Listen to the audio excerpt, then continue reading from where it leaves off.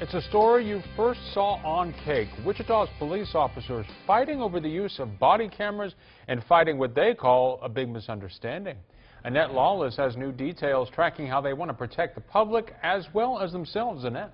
Well, David, we received an anonymous tip to the story, including this letter, and just today, part of that settlement moves forward. Officers say the city violated contracts, including the use of body cameras. Actually, it's very light. You put it on, it's comfortable. And after a few hours of wearing it, you don't even know you've got it on.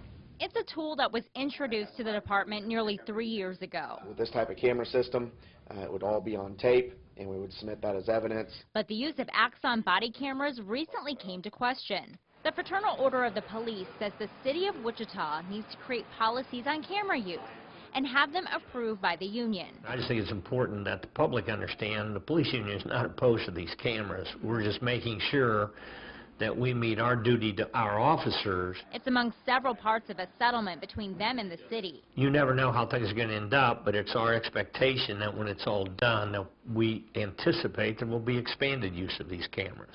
The Wichita Police Department currently has 48 cameras and plans to add 16 more. The officers do support the cameras, but as things move forward, they want rules set, like how long they'll store data from the cameras. The FOP says those plans are currently being negotiated to protect officers and the public. I think the city deserves some credit for agreeing that these are issues dealing with terms and conditions of employment that need to be bargained over, and that's where the two sides sit down at a negotiating table, make proposals back and forth. I spoke with Lieutenant Danny this afternoon. He says the cameras are a vital part of the Wichita Police Department.